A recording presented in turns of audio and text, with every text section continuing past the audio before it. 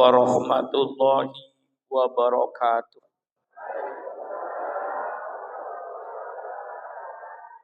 Bismillahirrahmanirrahim. Alhamdulillahi rabbil alamin. Wassalatu wassalamu ala ashrafil anbiya'i wal mursalin. Sayyidina wa habibina wa syafi'ina wa maulana Muhammad wa ala alihi wa ashabihi ajma'in. Subhanaka la ilma lana illa ma 'allamtana innaka antal alimul hakim. La haula wala quwwata illa billahil aliyil azim. Amma ba'du.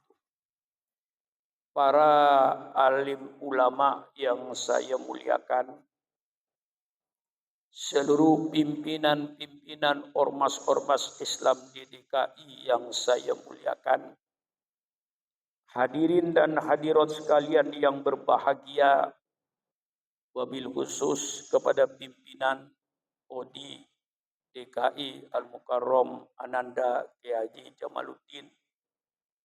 Terlebih dahulu saya menyampaikan ucapan terima kasih atas segala kegiatan-kegiatan baik dari ODI maupun dari ormas-ormas Islam yang ada di DKI ini.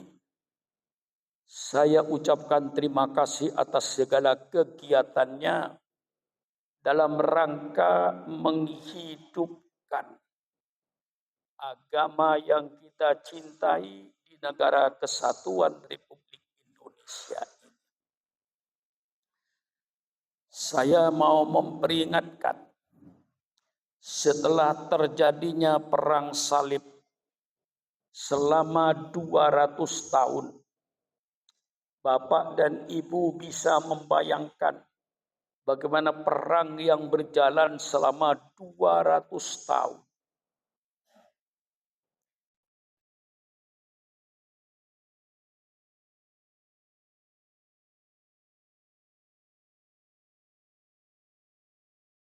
Bukan segala kekuatannya, fisik maupun senjatanya, untuk menghancurkan pasukan Salahuddin Al-Ayyubi. Alhamdulillah, Allah dengan kekuatan besar itu ternyata bisa dipukul mundur.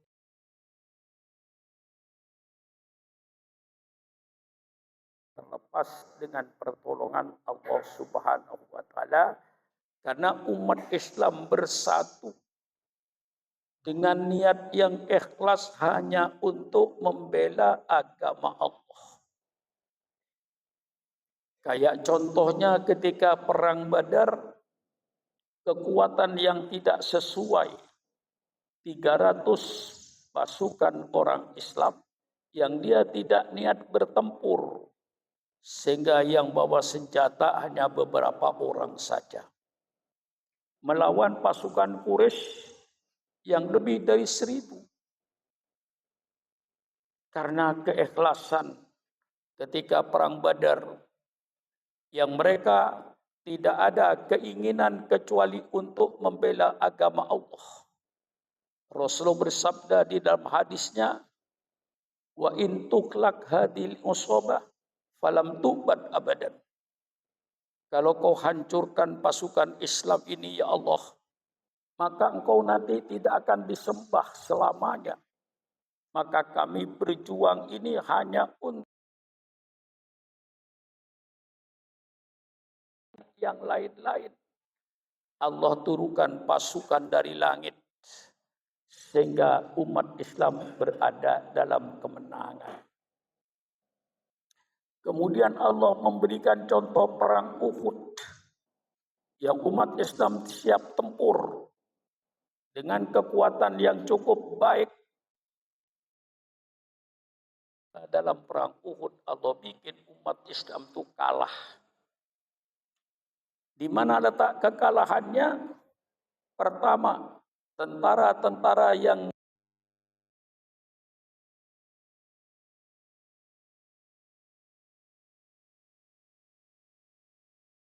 sebelum ada perintahku.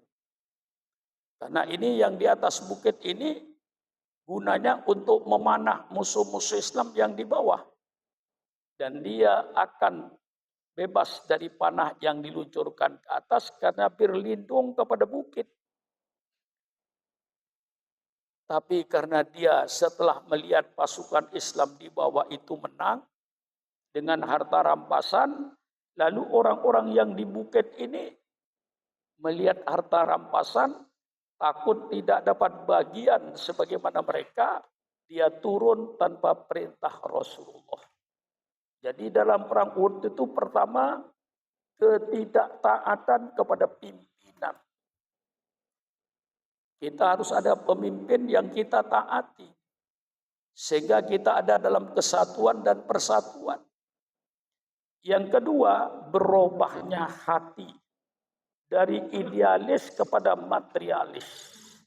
Dua faktor ini yang membuat pasukan Uhud ini kalah. Ini sebagai sejarah Islam yang perlu mendapat perhatian.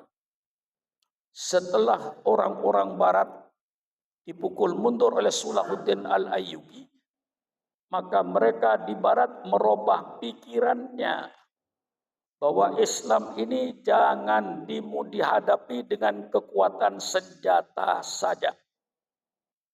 Mereka mulai berpikir untuk menyerbu pemikiran-pemikiran Islam ini. Bagaimana caranya untuk membuat umat Islam ragu-ragu terhadap agamanya. Maka orang-orang barat ketika itu belajar bahasa Arab, bahkan di antara mereka itu hafal Al-Quran, bahkan di antara mereka itu hafal ribuan hadis, tapi mereka datang ke Timur Tengah itu mempelajari Islam bukan untuk celah-celahnya untuk menghancurkan Islam dari dalam. Jadi mereka mempelajari Islam bukan kayak kita. Mereka mempelajari Islam hanya untuk mencari kelemahan-kelemahan Islam. Sehingga mereka mengadakan sekarang dirubah taktik pertempurannya bukan hanya dengan senjata-senjata pertempuran fisik, tetapi termasuk cara berpikirnya umat Islam. Sehingga mereka mempunyai dua tujuan. Pertama, tujuan mereka itu gharsus sukuk fi qulubil mu'minin. Tanamkan kekacauan, tanamkan kebingungan di dalam otaknya orang-orang Islam ini terhadap agamanya. Itu prinsip pertama daripada Zionis Barat. Yang kedua, at-tafriq bainal muslimin. Selalu berusaha untuk memecah belah umat Islam. Jangan sampai umat Islam ini bersatu, baik secara nasional maupun secara internasional. Usahakan umat Islam supaya tidak bersatu, membuat pecah belah umat Islam. Ini konsep mereka yang harus kita ketahui oleh kita sekarang ini. Bahwa dua konsep ini, pertama, gharsus sukuk fi qulubil mu'minin. Tanamkan kekacauan di dalam pikiran umat Islam, bikin kacau pikiran umat Islam. Ini konsep yang utama daripada mereka untuk menghancurkan Islam. Konsep yang kedua, at-tafriq bainal muslimin. Bikin umat Islam itu pecah belah. Jangan sampai umat Islam itu bersatu. Kalau umat Islam itu bersatu sangat membahayakan kepentingan mereka. Nah, dua konsep ini yang akan mereka laksanakan sampai hari kiamat. Ya, kita harus menyadari ini. Dan dalam kitab yang saya baca, nama kitabnya Asalibul Waslil Fikri lil Alamil Islami. sistem penyerbuan berpikir terhadap dunia Islam. Nah, di situ saya baca untuk melaksanakan dua konsep ini, baik konsep warsus sukuk fi qulubil mu'minin, baik termasuk at-tafriq bainal muslimin. Untuk melaksanakan konsep ini, dia berkata dalam bukunya, ayat to'a asyajarota ahadu a'doiha. Hendaknya yang merobohkan kayu harus anggota kayu itu sendiri. Kayu itu tidak bisa roboh kalau tidak dengan kayu. Kalau bapak-bapak membeli kampak dari toko, kemudian kampaknya didorong-dorong untuk merobohkan kayu besar, insya Allah kayunya tidak akan roboh. Tapi ketika kampak oleh bapak-bapak dikasih pegangan, pegangannya itu dari kayu. Dipeganglah kayu ini, pukulkan kampak itu, maka robohlah kayu ini. Robohnya kayu karena kayu. Nah, ini harus kita awasi ini. Untuk mengerobohkan kayu harus pakai kayu. Untuk menghancurkan umat Islam harus pakai umat Islam. Karena kalau dari luar pasti dilawan. Untuk menghancurkan kiai, yang bisa menghancurkan kiai hanya kiai. Kalau bukan kiai tidak mungkin bisa menghancurkan kiai. Untuk menghancurkan habaib, harus habaib juga yang menghancurkan. Untuk menghancurkan umat Islam, sewa umat Islam. Kalau perlu bayar dengan dolar. Cari mereka yang lemah akidahnya. Cari mereka umat Islam yang serakah jabatan, yang serakah kedudukan. Berikan itu semua dalam rangka memecah belah umat Islam. Dan kalau kita sadari bahwa inilah usaha-usaha orang orientalis, mari kita bikin pagar. Saya ingat ketika saya di pesantren dulu, almarhum Kiai Haji Imam Zarkasi mengumpulkan santri-santrinya, lalu memberikan satu pertanyaan. Hai anak-anakku, engkau mau menjadi orang NU yang baik? Atau engkau mau menjadi orang Muhammadiyah yang baik? Atau kau mau menjadi orang Muslim yang baik? Kalau kau ingin menjadi orang NU yang baik, engkau harus maki-maki Muhammadiyah. Selama engkau tidak maki-maki Muhammadiyah, tidak akan menjadi NU yang baik. Kalau belum maki-maki Muhammadiyah. Kalau kau ini menjadi Muhammadiyah yang baik, kau harus menjadi maki-maki NU. Kalau engkau tidak maki-maki NU oleh orang Muhammadiyah, masih dianggap bukan Muhammadiyah yang baik. Tapi sayang anak-anakku, engkau bukan Muslim yang baik. Ini kata-kata emas. Kalau ingin kau menjadi Muslim yang baik, yang Muhammad berkata, orang NU itu saudara saya. Innamal mu'minuna ikhwatun. Yang orang Muhammadiyah berkata, yang orang NU berkata, orang Muhammad itu saudara saya. Itu baru Muslim yang baik. Sekarang tinggal pilih di depan saya ini. Mau jadi orang NU yang baik? Mau jadi orang Al-Irsyad yang baik? Atau mau menjadi PUI yang baik? Atau mau menjadi NU yang baik? Maki-makilah selain organisasi. Tapi kau bukan Muslim yang baik. Kalau kau ingin jadi Muslim yang baik, innamal mu'minuna ikhwatun. Fa aslihu baina hawaikum wattaqullah la'allakum turham. Setiap ada perpecahan umat Islam ini, pasti mereka itu mengawasi. Datanglah mereka kepada Muhammadiyah. Katakan Muhammadiyah yang benar. Selain Muhammadiyah tidak benar. Datang kepada NU, orangnya itu juga. Datang kepada NU lah yang benar. Pokoknya selain NU tidak benar. Inilah ciri-ciri pekerjaan orang orientalis barat. Saya ungkapkan kepada saudara. Saya punya tanggung jawab. Maka jagalah jangan ada perpecahan. Saya pernah pidato bersama-sama Pak Amin Rais. Saya katakan, Pak Amin Rais orang Muhammadiyah.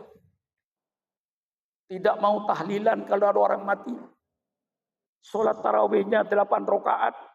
Insya Allah masuk surga. Itu masalah furu. Sedangkan tidak tarawih saja nggak apa-apa. Cuman keterlaluan. Kalau tidak tarawih. Mengapa saya katakan keterlaluan? Kalau sembahyang duha tidak sembahyang duha sekarang, nggak keterlaluan.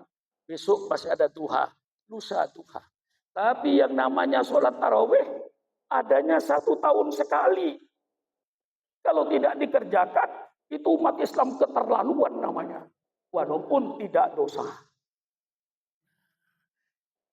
Bikin uhuwah Islamiyah. Pak Sukron Makmun yang tahlilan, mengadakan peringatan maulid, insya Allah masuk surga. Maka pernah saya berada di UHAMKA, menjadi narasumber ketika itu. Dia bertanya, Pak Kiai sebagai tokoh NU, bagaimana tanggapannya kepada Muhammadiyah? Saya katakan, Muhammadiyah masuk surga, NU masuk surga. Iya, saya katakan dengan tegas. Ya, cuman insya Allah Muhammadiyah tarawihnya 8 rakaat. Saya 20 rakaat. Insya Allah banyakkan saya pahalanya. Cuman gitu aja. Yang tidak tarawih pun masuk surga. Asal sholat 5 waktunya dikerjakan. Dan ini kita yang jaga sekarang persatuan dan kesatuan. Kalau dulu barangkali kita dipecah oleh mereka itu. Sehingga orang NU anti Muhammadiyah, orang Muhammadiyah anti NU. Sekarang persoalan selesai. Dipecah belah lagi dengan Wahabi, persoalan selesai. Dipecah belah lagi dengan Syiah, persoalan selesai. Karena kita jelaskan Syiah itu apa. Kita diskusikan. Maka kita jaga kesatuan dan persatuan umat ini. Kita sesama umat Islamnya itu, perbedaan hanya perbedaan furu. Kecuali perbedaannya rukun Islam. Kecuali perbedaannya rukun iman. Baru kita tidak bisa kompromi. Kalau cuman perbedaannya itu kunut, tidak kunut, tarawih 8, tarawih 20, mengapa dipersoalkan? Sukron Makmun tarawih 20 rakaat.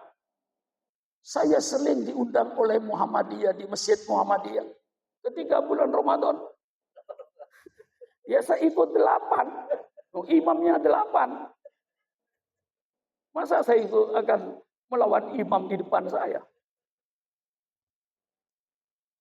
Nah ini. Supaya diikat kesatuan dan persatuan itu. Saling hormat menghormati. Saling harga menghargai. Beberapa bulan yang lalu itu Muhammadiyah di Ciganjur mengadakan ulang tahun. Yang diundang malah saya. Saya sebagai pembicara, Bapak Amin Rais sebagai pembicara, Bapak Hidayat Nur Wahid sebagai pembicara. Karena saya tahu di Ciganjur itu Muhammadiyah tidak begitu banyak. Yang dipakai lapangan. Apa? Santri saya suruh keluar. Keluar santri. Penuhi lapangan itu. Duduk di situ. Penuhlah lapangan itu. Semarak ulang tahunnya. Persilakan tanya sama pimpinan Muhammadiyah di Ciganjur. Hilangkanlah perbedaan ini. Mari kita wujudkan kesatuan dan persatuan umat Islam. Selama perbedaan itu cuma perbedaan furu'iyah. Usolli atau tidak usolli. Yang usolli masuk surga, yang tidak usolli masuk surga. Yang kunutan masuk surga, yang tidak kunutan masuk surga. Ini mari kita jaga. Karena perbedaan kita ini cuma terletak soal furu'iyah. Bukan usul. Kita dengan Muhammadiyah sama. Rukun Islamnya sama. Dengan PUI sama. Dengan Al-Irsyad sama. Rukun Islamnya sama. Rukun imannya sama. Kalau perbedaan ini ada, itu namanya keniscayaan. Katakan umpama orang melihat aula ini. Aulanya sama. Tapi mungkin yang satu berkata, wah bagus aula ini. Sesuai konstruksinya. Tapi mungkin ada orang yang berkata, kurang bagus ini plafonnya, kurang bagus ini listriknya. Padahal gedungnya sama. Mengapa berbeda? Adanya otak. Adanya pemikiran. Pasti tidak akan satu pemikiran ini. Otak manusia sedunia mau dibikin satu tidak mungkin. Asal perbedaannya bukan dalam masalah usul. Seperti arkanul Islam, arkanul iman. Itu yang pokok. Selama perbedaan tidak dalam arkanul iman, arkanul Islam, itu jangan dipermasalahkan. Jadilah toleransi kayak Al-Imam Syafi'i radhiyallahu anhu. Adab yang keempat ini berdasarkan Quran dan hadis. Tidak ada perbedaan di mereka. Tidak ada satu yang tidak kembali pada Al-Quran. Tidak ada satu mazhab yang tidak kembali pada sunnah. Serunya kembali kepada sunnah. Serunya kembali pada Al-Quran. Di mana letak perbedaannya? Perbedaan adalah furu'iyah. Mengapa mereka itu lalu berbeda? Wajar. Keniscayaan. Mengapa menjadi keniscayaan? Karena dalam bahasa Arab itu sendiri, kadang-kadang ada satu kata yang mempunyai arti lebih dari satu. Dan sama kuat. Terjadilah perbedaan. Contoh misalnya, idza kuntum ila sholati fausilu wujuhakum wa aydiyakum ilal marafiq. Kalau kau mau sholat, basuhlah mukamu berwudu. Fausilu wujuh wa aydiyakum datang ilal marafiq. Sampai kepada siku. Di antara dua imam itu berbeda dalam mengartikan ilah. Ilah itu berarti sampai batas.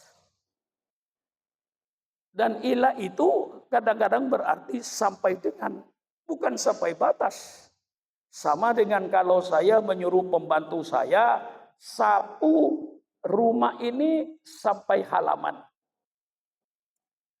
Pembantu saya ada dua. Yang satu bilang, kata Pak Kiai, sapu rumah ini sampai batas halaman. Halaman tidak usah. Kata pembantu saya, oh tidak. Kiai saya bilang, sapu halaman ini sampai halaman, sampai dengan halaman, halaman sapu. Itulah Imam Syafi'i dan Imam Abu Hanifah berbeda. Kata Imam Syafi'i, dengkul tidak usah disapu sampai batas. Kata Imam Syafi'i, dengkul dibasuh ilal marafiq sampai dengan dengkul. Jadi mengartikan sampai batas dengkul, sampai dengan dengkul. Ada sampai dengan, ada sampai batas. Bagaimana disatukan? Ini saya jelaskan. Maka baca. Madzhabul Arba'ah itu baca. Nggak ada yang prinsip-prinsip.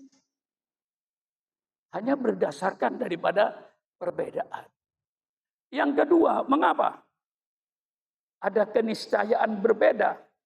Ada hadis yang sampai kepada Imam Abu Hanifah, tapi hadis ini tidak sampai ke Imam Syafi'i. Sehingga timbul perbedaan. Hadis itu ribuan, bukan ratusan. Jadi saudara jangan mudah-mudah, tidak ada. Dalam hadis Nabi, kalau saudara mau baca tidak ada dalam hadis, saudara harus hafal kutubus sittah. Imam Bukhari saja hadisnya lebih dari 4.000 sampai 6.000. Bagaimana sudah berkata tidak ada dalam hadis? Jangan bergampang-gampang berkata. Dalam hadis tidak ada. Saudara tidak ada. Karena saudara belum baca. Bukan tidak ada. Saudara belum baca. Ada hadis Bukhari. Ada hadis Muslim. Ada hadis Abu Daud. Ada hadis Tirmidzi. Ada hadis Ibnu Hibban. Ada hadis Nasa'i. Puluhan kitab hadis yang menjadi pokok kutubus sittah. Itu pun kalau saudara baca, puluhan ribu hadis. Jangan mudah-mudah seseorang berkata tidak ada dalam hadis. Nah, disinilah maka terjadi perbedaan ulama. Yang ketiga, mengapa ulama itu harus berbeda? Iya.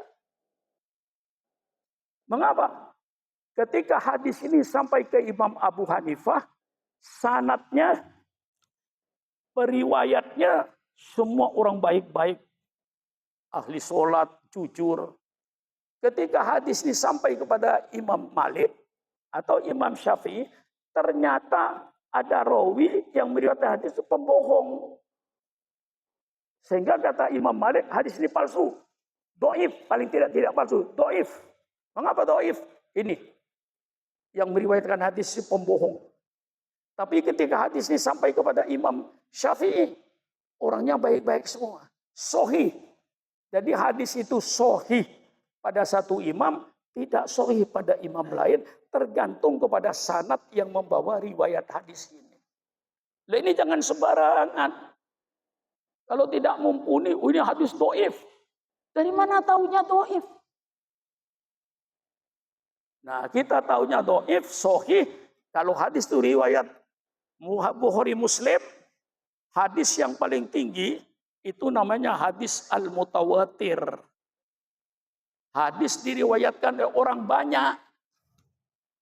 Semua orang meriwayatkan. Nah, itu mutawatir. Lalu setelah itu, tingkatan hadis yang kedua, hadis muttafaqun alaihi. Hadis yang diriwayatkan oleh Imam Bukhari dan Imam Muslim. Kedua-duanya sama meriwayatkan hadis ini. Itu hadisnya sahih. Yang ketiga, rawahul Bukhari. Yang keempat, rawahul Muslim. Yang kelima, keenam, Abu Daud, Tirmidzi, dan seterusnya. Ini tingkatan hadis yang disepakati oleh para ulama. Jadi kalau mereka berbeda, wajar. Ada hadis yang sampai pada ini, tidak sampai pada ini. Dalam Imam Syafi'i pun terjadi. Ketika Imam Syafi'i ada di Irak, fikihnya disebut Qaulul Qadim. Begitu Imam Syafi'i pindah ke Mesir, dia belajar lagi kepada Imam Abu Laith, mendapatkan hadis-hadis yang lebih sahih. Maka ada sebagian fikih yang di Irak itu oleh Imam Syafi'i dirubah menjadi qaulul jadid, perkataan yang baru dari Imam Syafi'i. Tapi tidak semua qaulul qadim itu dihapus, tidak. Salah itu. Qaulul qadim tetap berlaku. Tapi di mana Imam Syafi'i mendapatkan hadis yang baru dari Imam Abu Laith di Mesir, yang tidak dia peroleh hadis ini ketika di Irak. Maka dirobalah pendapatnya, disesuaikan dengan hadis yang sahih. Maka Imam Syafi'i, Imam Malik, Imam Ahmad Ibnu Hambal, Imam Abu Hanifah satu dengan lain saling menghormati. Tidak ada Imam Syafi'i mencela Imam Abu Hanifah, tidak ada. Tidak ada pengikutnya Imam Abu Hanifah mencela Imam Syafi'i, Imam Malik, tidak ada. Semua mereka saling menghormati dan dada terbuka. Imam Syafi'i berkata, ini pendapat saya benar. Tapi seandainya engkau mendapatkan hadis yang sahih dan itu benar, buang pendapat saya ini. Ikuti hadis yang sahih. Itu Imam Syafi'i. Toleransi. Kan pengikut-pengikutnya kayak Sukron Makmun ini yang gendeng. Fanatikan. Nah, di sini. Nah, menyangkut ini sekarang sedang beredar di YouTube tentang Ahlul Bait. Nah, saya wajib mengklarifikasi menurut ilmu saya. Kalau ilmu saya salah, ya maaf saja.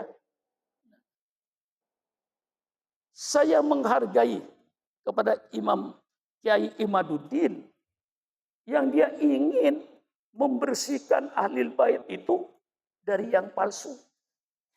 Itu suatu pikiran yang baik, saya hormati.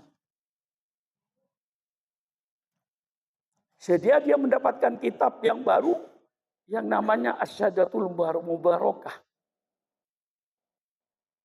Yang diselidiki oleh ahli nasab yang bernama Al-Mahdi Ar-Rajai.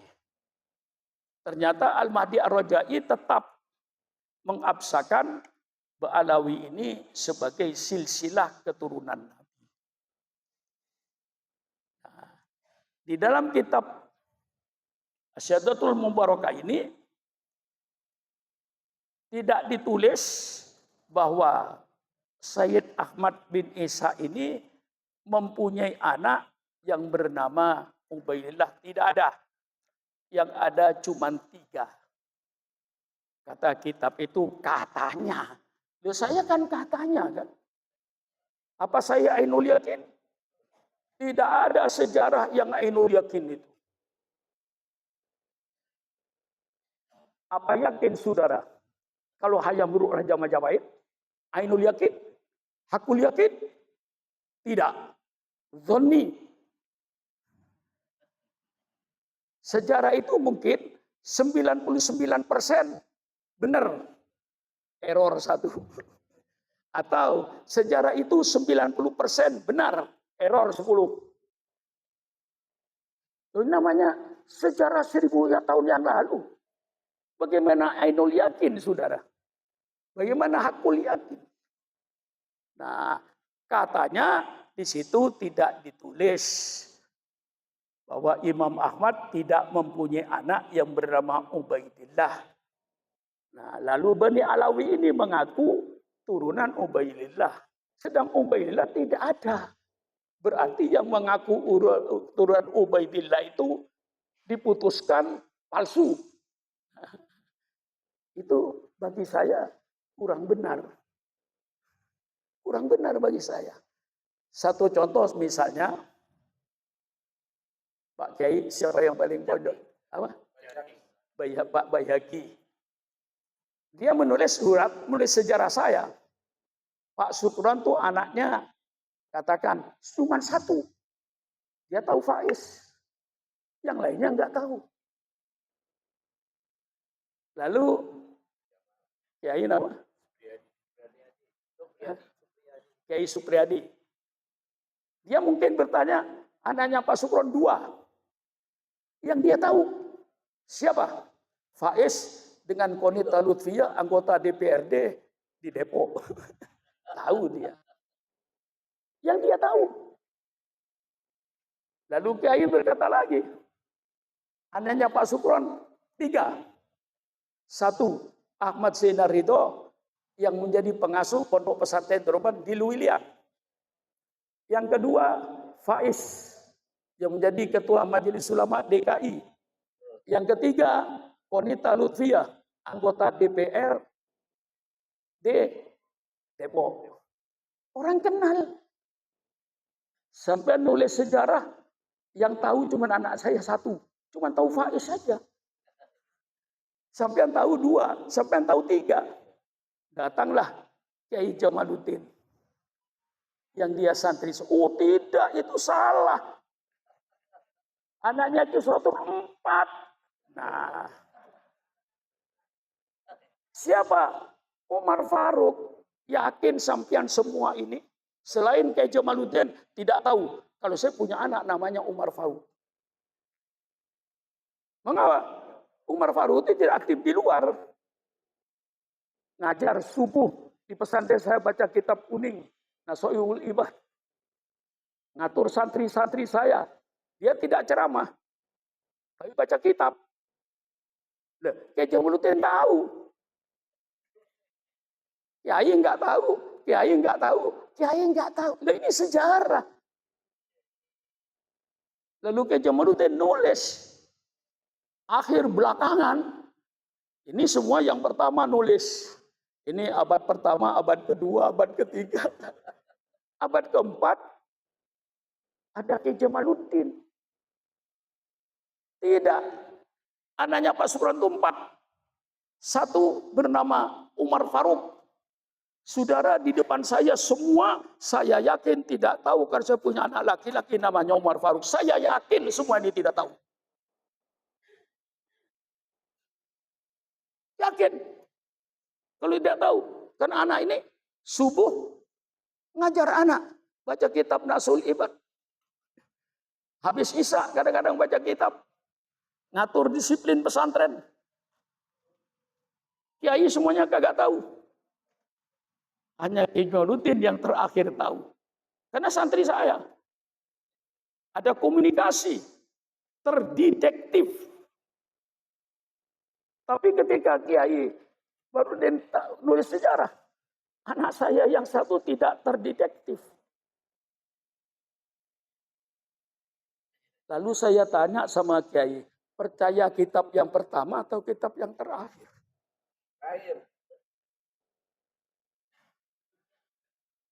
Jadi ini pakai akal aja, nggak usah pakai kitab-kitaban. Tentu percaya pada sejarah yang terakhir. Kenapa? Dia sudah mendetektif keluarga saya secara sempurna. Yang pertama, cuman menulis apa yang dia tahu. Apakah yang dia tidak tahu berarti tidak ada? Dia tidak tahu, bukan tidak ada. Jangan diputuskan karena ini tidak menulis lalu tidak ada. Itu belum lagi umpama saya punya istri simpanan.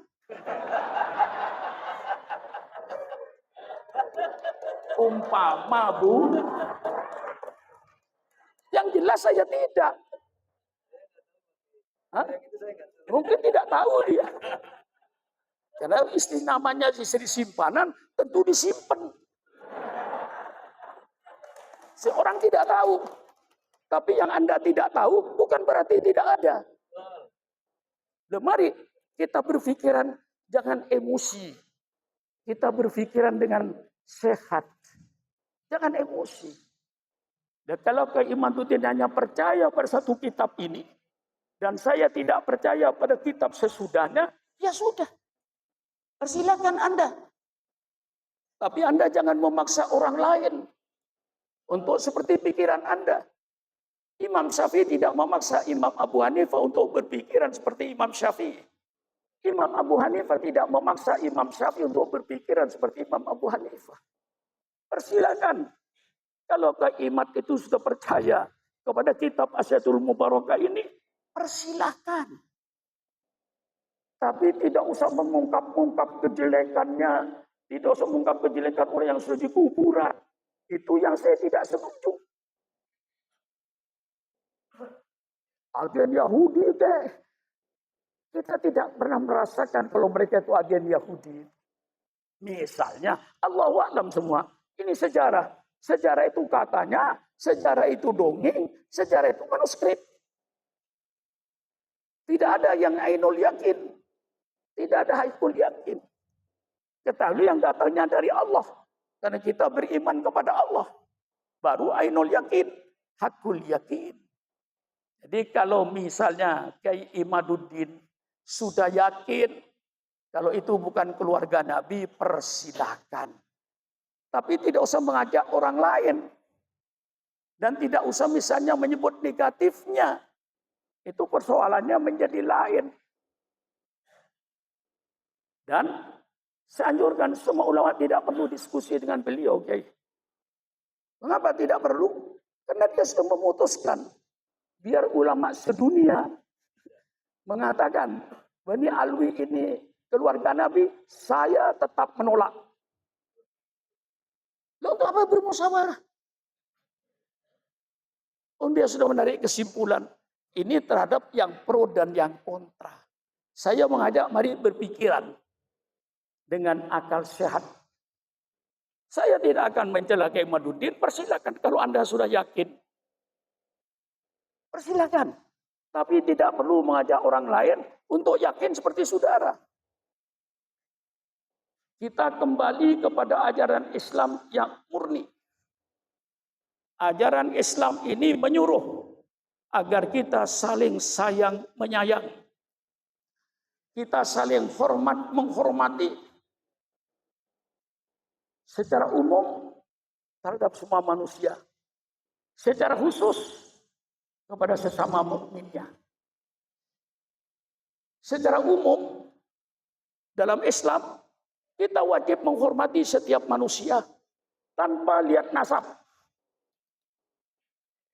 Apapun nasabnya. Secara umum ini ajaran Islam. Jangan kepada manusia. Kepada binatang pun kita disuruh sayang. Contohnya memotong ayam, memotong kambing, cari pisau yang tajam. Kasihan kalau pisau tumpul mengorok lehernya kambing. Bagaimana perasaan kambingnya? Sampai sejauh itu Islam mengajar kasih sayang. Sampai pada binatang. Sesama manusia. Apalagi sesama muslimnya. Apalagi masih mengaku turunan Nabi.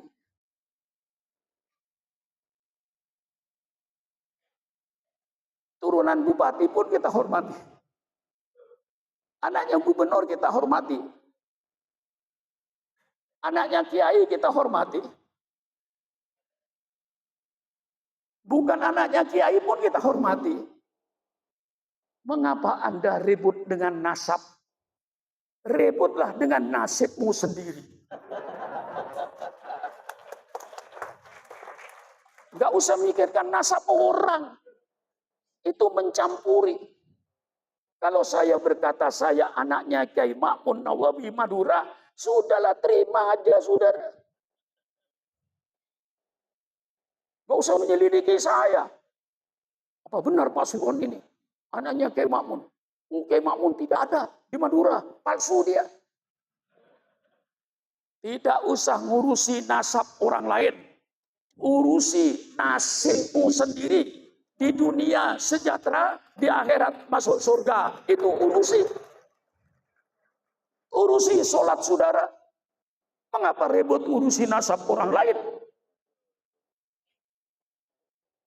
Bagaimana ini? Hah? Saya punya kewajiban berbicara ini. Kasihan. Satu dengan lain saling celah-mencela.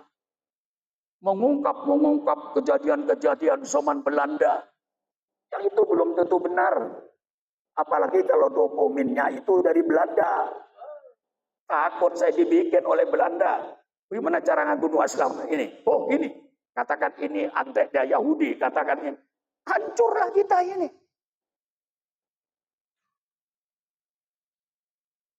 Tidak semua dokumentasi itu kita anggap benar.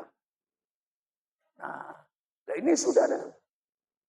Nasib tidak menjamin masuk surga. Mengapa? Kalau nasib menjamin masuk surga, saya akan ngurusi nasib. Kalau nasab itu menjamin masuk surga, saya urusi nasab saya ini. Sampai ketemu Nabi Adam.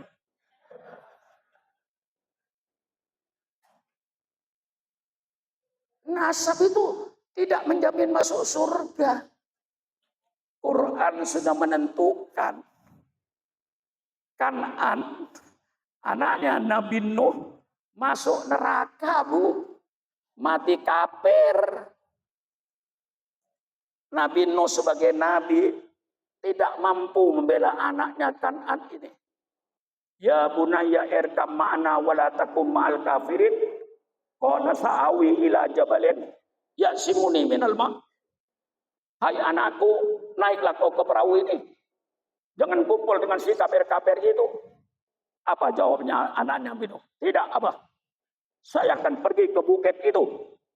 Bukit itu nanti akan melindungi saya dari banjir. Akhirnya bukit itu kena banjir. Matilah Kan'an dalam keadaan kafir. Bapaknya tidak mampu untuk mengangkat anaknya ke surga. Bagaimana, Kiai? Kalau saya salah tegur, Kiai. Saya juga manusia, tidak maksum. Yang maksum cuma Nabi. Selain Nabi tidak ada maksum. Bapaknya Nabi Ibrahim. Wa itu qala Ibrahim li abi Azar, atattahidu asnaman alihatan, inni araka wa qaumaka fi dhalalin mubin. Kata Nabi, engkau saya lihat ayahku bersama kaummu keadaan sesat. Kau menyembah pada berhala. Ayahnya Nabi Ibrahim bernama Azar masuk neraka. Nabi Ibrahim yang Abul Anbiya tidak bisa untuk menyelamatkan anaknya dari api neraka. Ini semuanya Quran.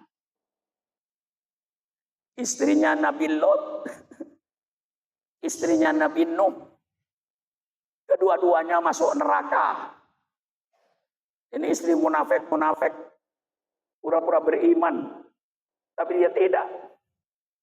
Masuk neraka, suaminya nggak bisa bela.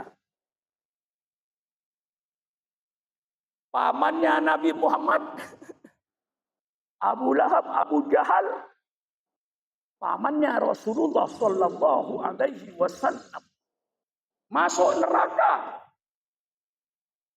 Nabi Muhammad tidak bisa menyelamatkan pamannya itu. Kalau ayah Nabi masuk neraka, istri Nabi masuk neraka, anak Nabi masuk neraka, paman Nabi masuk neraka, itu apanya Nabi? Ini akal, otak, sehat. Tidak ada jaminan. Malah Imam Syafi'i berkata, Imam Syafi'i yang mencintai Ahlul Bait. Tapi Imam Syafi'i berkata, la taqul asli wa fasli abada. Innama aslul fata ma qad hasala. Jangan kau berkata asal saya, keturunan saya, bapak saya. Itu mereka orang yang berhasil. Engkau apa? Bapakmu gubernur. Bapakmu bupati. Kamu apa? Hansip saja tidak. Jangan membanggakan keturunannya. Nasab itu tidak untuk dibanggakan. Nasab itu untuk disyukuri dan untuk silaturahmi. Itu nasab. Perlu kita tahu nasab. Jadi kita tahu besan saya, tahu sepupu saya, tahu paman saya, tahu encing saya. Untuk apa ini? Untuk silaturahmi, nasab itu. Selain silaturahmi untuk disyukuri. Alhamdulillah ayah saya orang sholat. Alhamdulillah kakek saya orang sujud kepada Allah. Bukan peminum, bukan pemain judi. Alhamdulillah, saya turunan orang baik-baik. Alhamdulillah, ayah saya kiai. Alhamdulillah, kakek saya kiai. Kalau saya tidak berbuat seperti perbuatan kakek saya malu. Saya harus menjadi orang baik. Ayah saya orang baik, kakek saya orang baik. Syukur saya ini keturunan orang baik-baik, sehingga saya harus berbuat baik kayak kakek-kakek saya yang berbuat baik. Itu nasab. Bukan untuk sombong-sombongan. Tidak benar itu. Orang yang menyombongkan nasabnya siapapun saja tidak benar.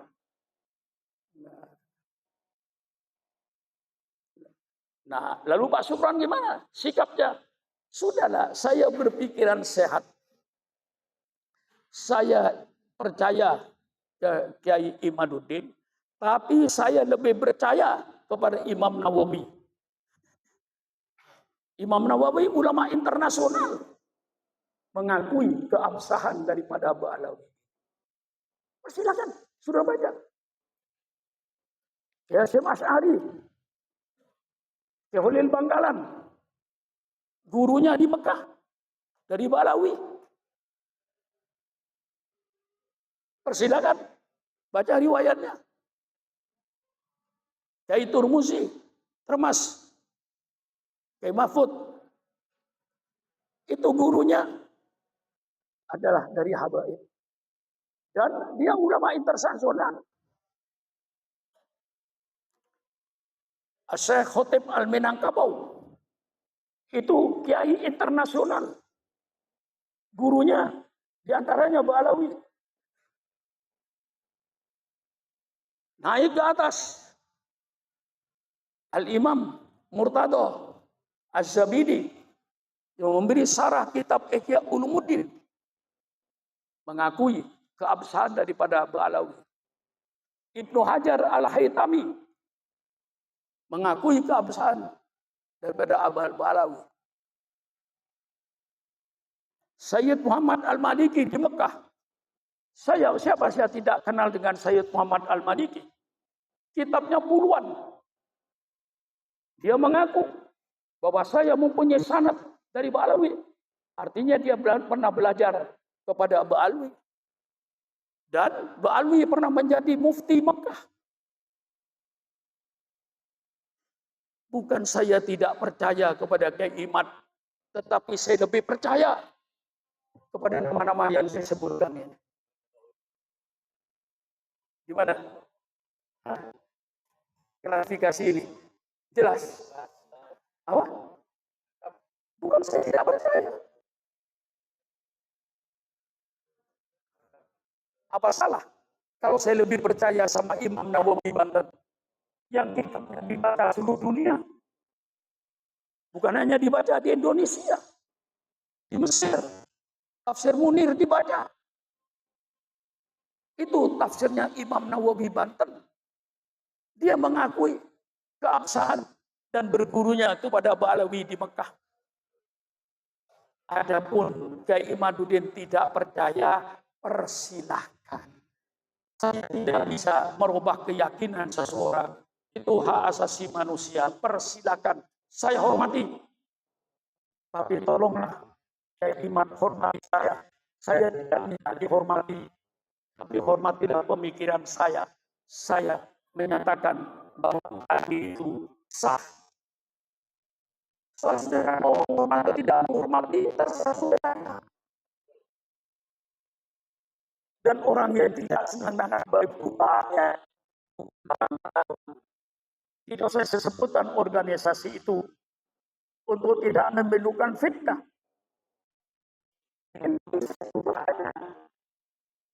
Yang tidak senang dengan hal itu. Tapi persilakan, tidak pernah saya maki-maki. Kelompok yang tidak sama, tidak pernah saya sebut. Tidak untuk apa? Mereka yakin. Mereka yakin, kadang-kadang yang tidak mengakui Nabi itu mengakui keluarga Nabi. Hanya Sayyidina Ali, Siti Fatimah, Hasan, dan Husain. Selain itu mereka tidak mengakui. Persilakan. Tidak menjadi iman. Apa sudah jadi kafir? Kalau tidak percaya, oke. Bukan iman. Bukan Islam. Ini yang saya sedih. Lalu dibesar-besarkan. Dibikin permusuhan. Kalau yang di atas mungkin bisa parah. Tapi saya kasihan orang awam nanti di kampung-kampung. Timbulkan perpecahan, timbulkan permusuhan. Ini yang saya tidak menginginkan. Dengan menjadikan iman, persilakan. Kalau dianggap tesisnya itu benar, persilakan. Cuman saya minta kepada Keimat ini, tolonglah jangan berkata semua ulama di dunia. Walaupun menyatakan ini tak sana, tapi saya tetap menolak. Tolong itulah. Katakanlah Keimat, inilah keyakinan saya. Yang pasti, saya menolak Ba'alawiyah. Tapi kalau seandainya ada kitab-kitab yang lain, yang riwayatnya bisa dipertanggungjawabkan, saya terima. Nah, itu maksudnya ilmiah itu. Kalau sudah semua ulama di dunia mengakui Ba'alwi, saya tetap tidak mengakui, menolak. Itu maaf Kiai, kata-kata sampai itu tidak ilmiah. Itu saja saya menghormati. Saya tidak menyangkal, persilakan kalau itu sudah punya keyakinan. Tapi kita punya keyakinan lain. Dengan ulama-ulama kita, Hadrat Syekh Hasyim Asy'ari, Syekh Khalil Bangkalan, ulama-ulama lainnya, kayak Kyai Hamid Pasuruan, dia gurunya Habib Ja'far, yang kuburannya sekarang kumpul. Kuburan Kyai Hamid, kuburan Habib Ja'far di Pasuruan. Dan ulama dulu dan para habaib dulu, itu saling hormat menghormati. Para habaib cium tangan kepada kiai-kiai ini. Maaf kepada saya saja masih cium tangan mereka itu. Nah ini yang terbukti. Kyai Hamid Pasuruan yang dikenal oleh orang Jawa Timur, waliun min auliyaillah. Ternyata gurunya Habib Ja'far. Kuburannya di sampingnya. Di masjid di belakang Masjid Pasuruan. Dulu antara Habib dengan ulama saling hormat menghormati. Nah sekarang mulai agak dipecah. Maka persilahkanlah yang berkeyakinan seperti Kyai Imad, persilahkan. Tapi tidak usah mengajak orang lain yang seperti saya untuk seperti dia. Mengapa? Yang saya pegang kepada hukum Islam. Saya wajib menghormati siapa saja. Saya baca sejarah kakek saya, namanya Kyai Haji Soleh Fakih. Beliau, kalau ada orang minta-minta, Bu, orang minta-minta, ditarik tangannya, didudukkan di kamar tamu, dikasih kopi, dikasih teh, kasih makan, pulang kasih duit, pengemis. Apa kata kakek saya? Ketika anak-anaknya menggugat, Abah, kasih duit aja lah dia. Sudah pulang. Dia orang minta-minta. Kok diajak ke kamar tamu, didudukkan di kursi, dikasih minum, dihormati. Apa kata kakek saya? Itu tamu saya. Saya wajib menghormati tamu. Biar dia orang miskin, biar orang peminta-minta. Itulah akhlak yang dibina. Maka saya katakan dengan tegas dalam pidato-pidato saya, siapapun yang datang ke rumah saya, hidungnya mancung atau tidak mancung, dia ngaku saya keluarga Nabi, saya hormati. Adapun dia palsu, bohong, bukan urusan saya. Urusan dia dengan Allah nanti di padang mahsyar. Saya tidak ngurusi nasib orang, saya tidak ngurusi nasab orang. Yang saya urusi nasib saya ini bagaimana sholat saya, bagaimana ibadat saya di dunia miskin apa kaya, nanti di akhirat masuk surga apa tidak. Itulah yang wajib diurusi, nasibmu, bukan nasab orang lain.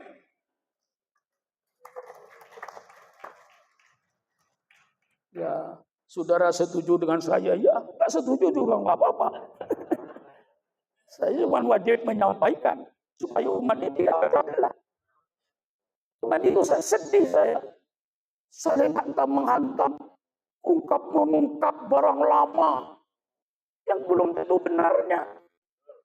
Saya khawatir kalau dokumen itu dibikin oleh Belanda dari Barat. Sehingga seolah-olah kita diadu. Itu agen Yahudi semua. Subhanallah, subhanallah, subhanallah, subhanallah. Mari kita tak usah memikir ke belakang. Kita mikir ke depan. Itu saya katakan.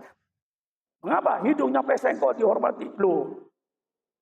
Karena Habib itu kawin dengan orang Bogor. Kawin dengan orang Cianjur.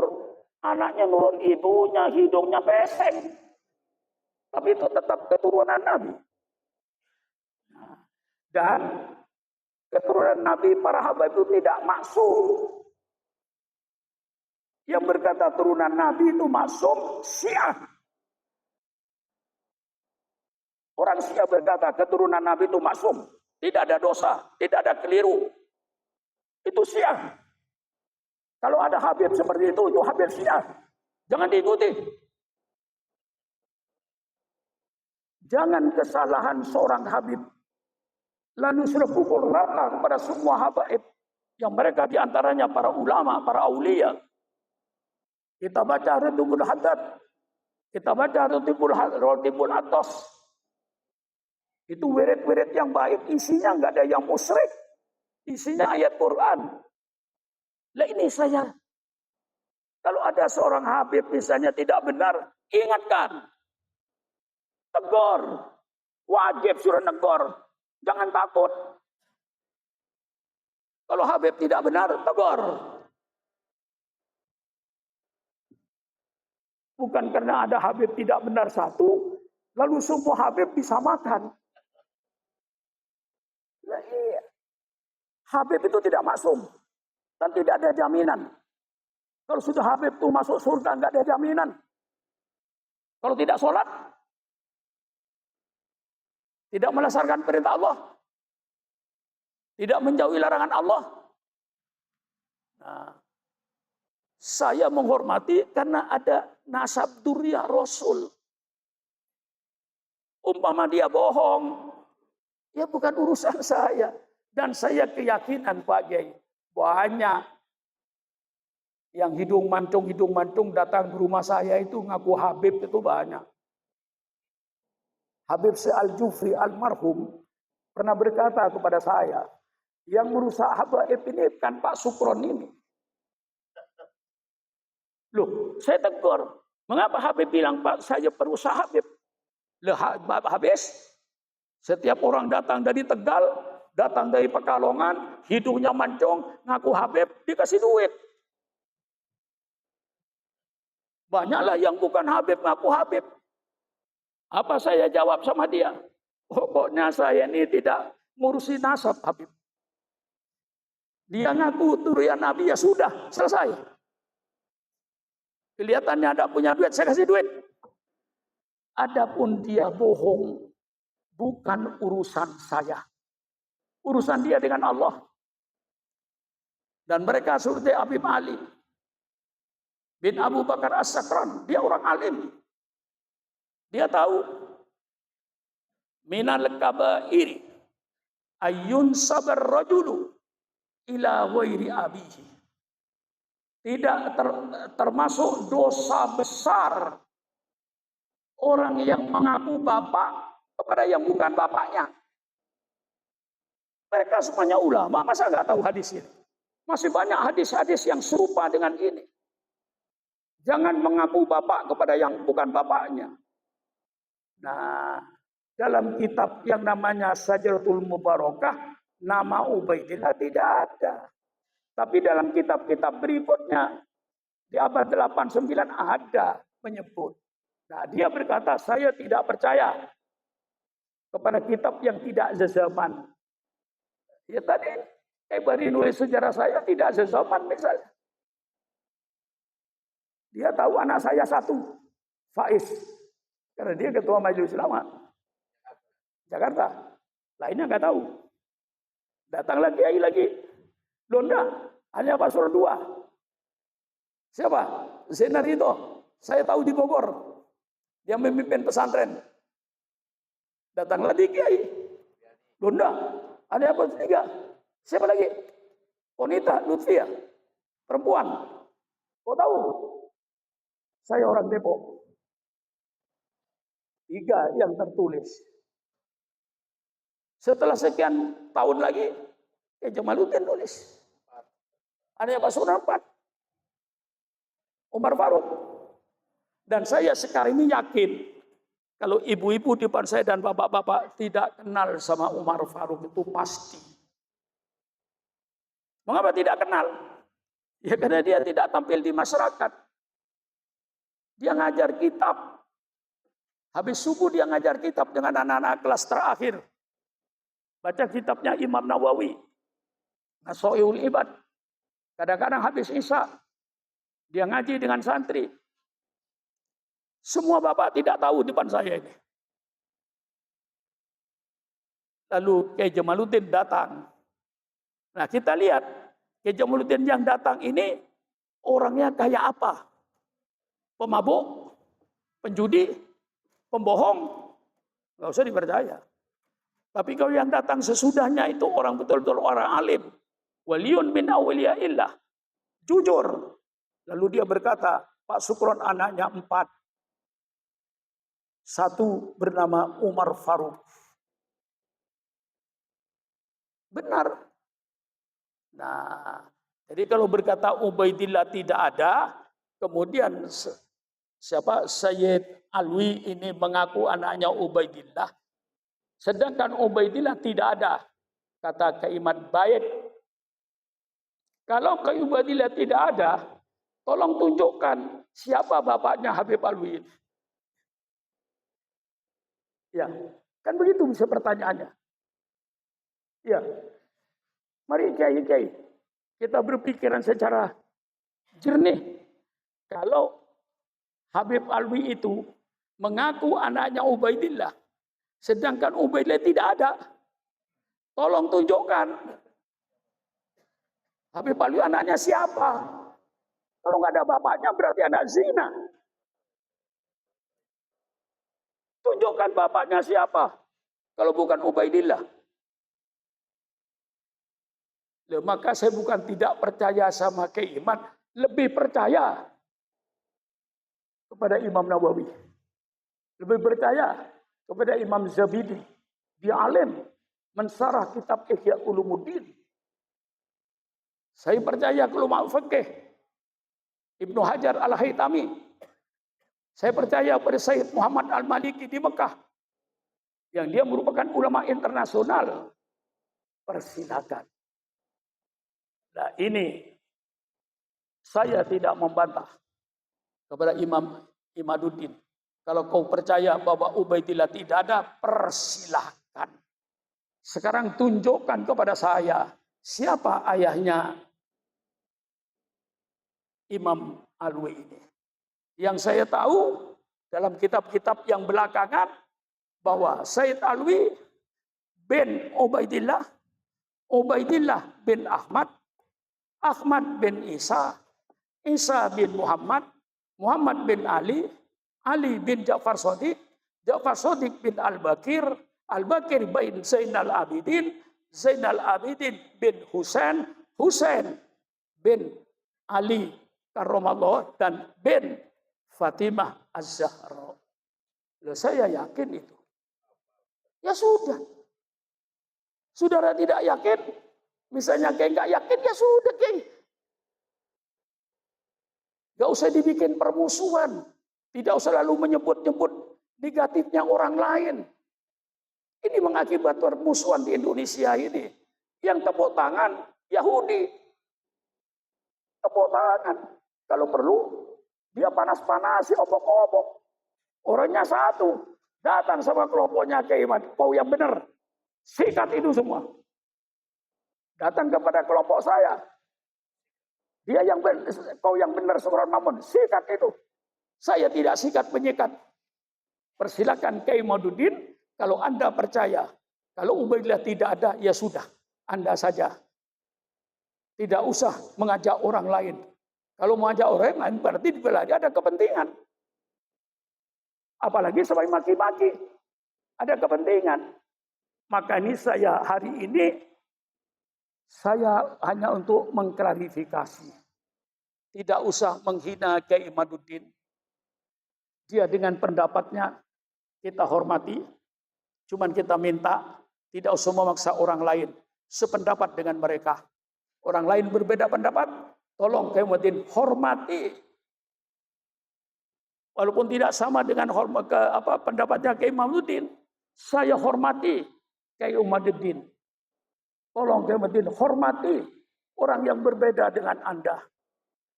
Ini bukan rukun iman, ini bukan rukun Islam. Anda insya Allah masuk surga asal Anda pikirkan nasib Anda. Ibadat Anda, akhlak Anda, insya Allah Anda masuk surga. Hormatilah kami yang berbeda dengan Anda, karena keyakinan kami yakin yang bikin kitab-kitab yang menyebut Ubaidillah itu bukan orang pemabuk, bukan orang pezina, bukan orang penjudi. Mereka ulama-ulama juga seperti Anda, mungkin lebih ahli daripada Anda. Jangan Anda merasa benar sendiri. Merasa benar boleh, tapi jangan merasa benar sendiri. Yang tidak boleh merasa benar sendiri. Merasa benar boleh. Syukran Makmun benar, tapi Kiai Bahari juga benar. Kiai juga benar. Jangan lalu merasa benar sendiri. Ini yang tidak benar. Ibu-ibu, jangan merasa cantik sendiri.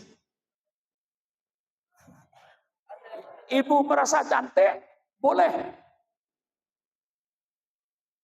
Saya cantik, boleh Bu. Ambil kaca. Ibu ngaca, saya cantik, boleh. Yang tidak boleh, saya paling cantik. Berarti wanita lain jelek. Ini yang tidak boleh. Merasa benar boleh, tapi jangan merasa benar sendiri. Ibu merasa cantik, boleh. Tapi jangan merasa cantik sendiri. Ibu cantik, orang lain cantik. Mungkin ada yang lebih cantik. Saya ajak berpikiran seperti ini. Mari hindarkan perpecahan. Mari kita galang persatuan umat Islam. Kita yang berbeda-beda organisasi umat PUI, Muhammadiyah, Al-Irsyad, apa lagi? NU, apa lagi? Apa? Al-Irsyad. Saya dengan pimpinan Al-Irsyad baik kok. Enggak ada masalah. Dari PUI, persilakan. Ini hanya perbedaan-perbedaan yang tidak prinsip. Yang perlu dijaga itu kesatuan dan persatuan umat Islam.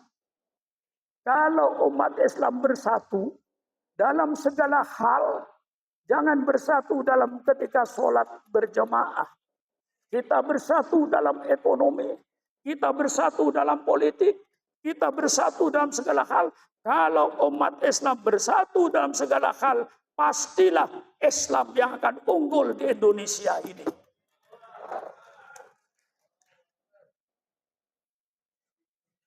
Selama Anda membuat pecah belah, jangan mengharapkan pertolongan dari Allah.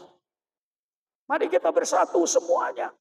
Yang Muhammadiyah, yang PUI, yang Al-Irsyad. Soal mereka ibadat dengan cara masing-masing. Muhammadiyah sembahyang tidak pakai usolli, persilakan. Saya sembahyang pakai usolli, persilakan. Tapi bersatulah kau sebagai umatnya Rasulullah Sallallahu Alaihi Wasallam. Bagaimana seruan saya hari ini kira-kira? Ya, gak usah ngeritik di YouTube, datang ke rumah saya. Ya. Saya bukan orang tidak ada alamatnya. Jadi kalau saudara kiai-kiai nanti tidak setuju dengan ceramah saya, tolong nggak usah pakai YouTube. Datang ke pondok saya. Kalau datangnya waktu makan, saya kasih makan. Kalau datang waktu tidak makan, tidak kasih makan saya. Itu prinsip saya. Namun pada saya, jam 9, ya saya kasih kue. Namun jam setengah 12, saya bilang sama istri saya, ini ada tamu dari Cikarang, jam setengah 12, siapkan makanan.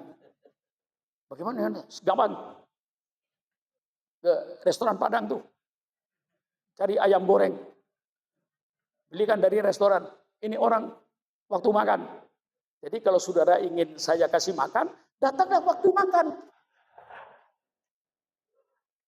Kalau saudara datang ke rumah saya bukan ada waktu makan, ya tidak saya kasih makan. Namun jam 3 misalnya sore, ya nggak usah saya kasih makan. Cukup kue-kue yang ada di ruang tamu. Tapi kalau sudah datang jam 7 malam, atau jam 5 sore, saya harus sibuk. Siapkan makan.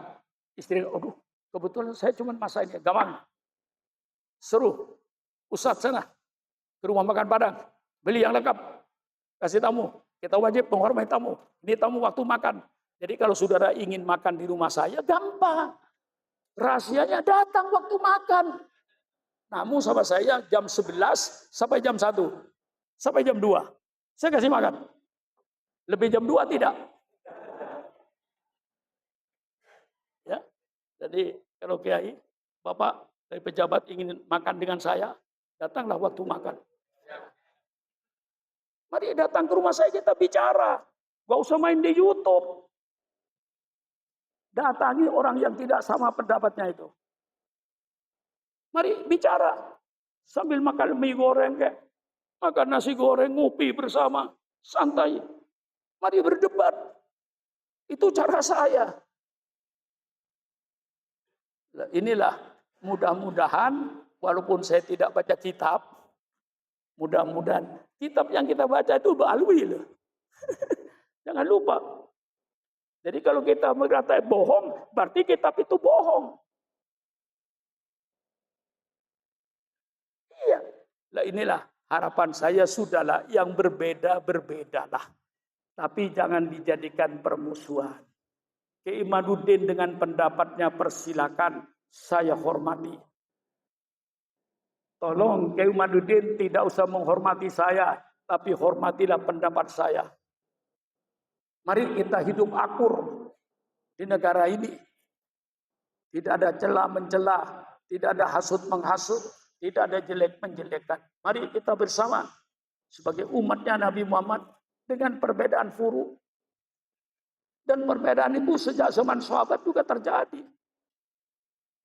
Saya tambah sedikit, ada sahabat di perjalanan junub.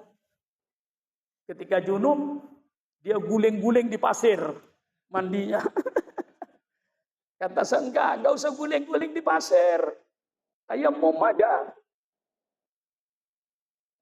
Nah, itu jadi perbedaan itu. Setiap saat mesti ada orang itu. Saya pun dengan murid saya, misalnya Kiai Jamaluddin, mungkin ada perbedaan. Itu tidak mustahil. Inilah saya anjurkan, selama perbedaan tidak menyangkut rukun Islam. Selama perbedaan tidak menyangkut rukun iman. Marilah kita bersatu sebagai umatnya Nabi Muhammad, saling hormat menghormati antara perbedaan-perbedaan yang tidak usul, yang tidak pokok. Selama perbedaan itu tidak menyangkut rukun Islam dan rukun iman, apapun perbedaan kita secara furu, mari kita sudah bergandengan tangan. Kita adalah umatnya Sayyidina Muhammad Sallallahu Alaihi Wasallam. Ini harapan saya kepada saudara-saudara yang sekarang sedang berkembang di YouTube begitu panas, kita dinginkan. Mudah-mudahan dengan ceramah saya itu akan mendinginkan hal-hal yang kita sekarang memanas. Saya kira sekian saja yang saya sampaikan. Mudah-mudahan ada manfaatnya kepada kita bersama. Wallahul muwaffiq ila aqwamit thoriq. Wassalamualaikum warahmatullahi wabarakatuh.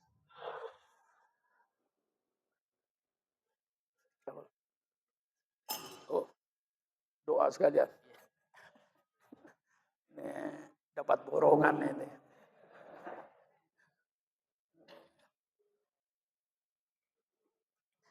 Al-Fatihah biniyatil qabul wa tamami kulli su'lin wa ma'mul wa ala kulli niyatin salihah wa ila hadratin nabiyil mustafa Muhammadin sallallahu alaihi wasallam. Al-Fatihah. A'udzu billahi minasyaitonir rajim. Bismillahirrahmanirrahim. Alhamdulillahi rabbil alamin arrahmanir rahim maliki yaumiddin. Iyyaka na'budu wa iyyaka nasta'in. Ihdinas siratal mustaqim. Siratal ladzina an'amta 'alaihim ghairil maghdubi 'alaihim waladdallin.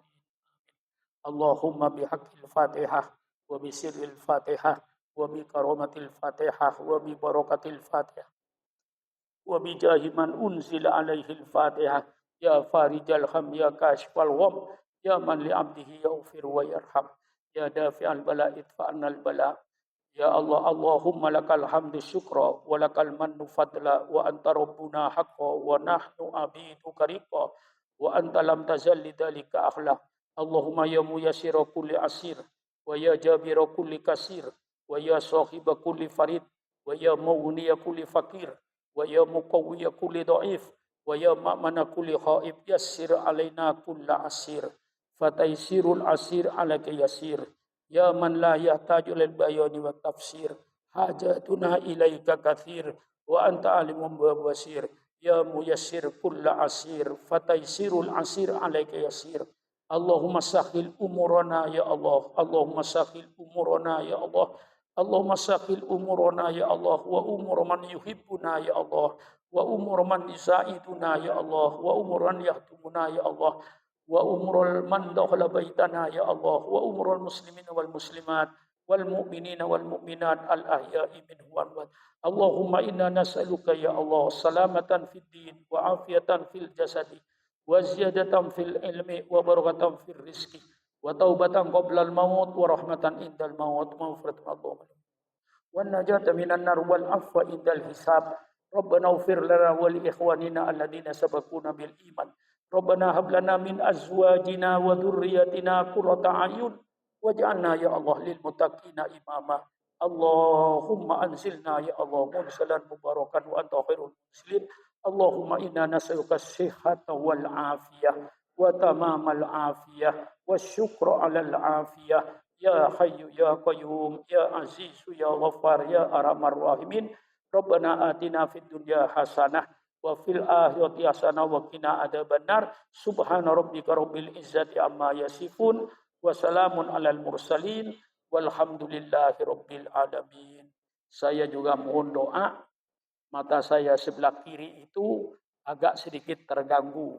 Kalau yang sebelah kanan alhamdulillah sehat. Sebelah kiri agak terganggu. Sehingga saya berobat ke rumah sakit yang ada di Penang, di Malaysia.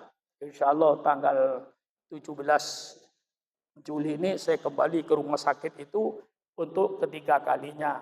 Setelah itu mudah-mudahan Allah kasih kesembuhan. Karena kata dokter itu 3 kali disuntik. Yang disuntik itu Bu, biji mata ini. Ah, ibu suruh gini-gini. Yang disuntik itu biji mata. Bukan di pinggirnya, bukan di samping. Persis di bola mata ini. Dengan jarum. Ya terasa. Sudah 2 kali saya disuntik, Bu. Ini tinggal ketiga kalinya. Ya semuanya itu di tangan Allah. Itulah resiko orang tua. Jadi resiko orang tua kalau sudah mau tua, ya siap-siaplah penglihatannya untuk berkurang. Siap-siaplah telinganya untuk berkurang. Siap-siaplah jalannya harus dituntun. Itu sudah pasti. Itu resiko umur panjang. Kalau ingin tidak seperti itu gampang. Mati sekarang. Itu saya bilang sama istri saya, Kalau istri saya bilang, gimana? Sudahlah, ini resikonya orang umur panjang. Kalau tidak mau begini, ya jangan umur panjang. Umur nanti 100 tahun, sudah pasti penglihatan berkurang, pendengaran berkurang, lidahnya juga berkurang. Rasa itu berkurang. Nikmatnya saudara makan sate ketika umur 20 tahun, tidak sama dengan nikmatnya sate saudara umur 80 tahun. Dicabut oleh Allah. Itu resiko. Jadi saya merasa resiko orang tua. Alhamdulillah. Alhamdulillah. Sekian. Wassalamualaikum warahmatullahi wabarakatuh.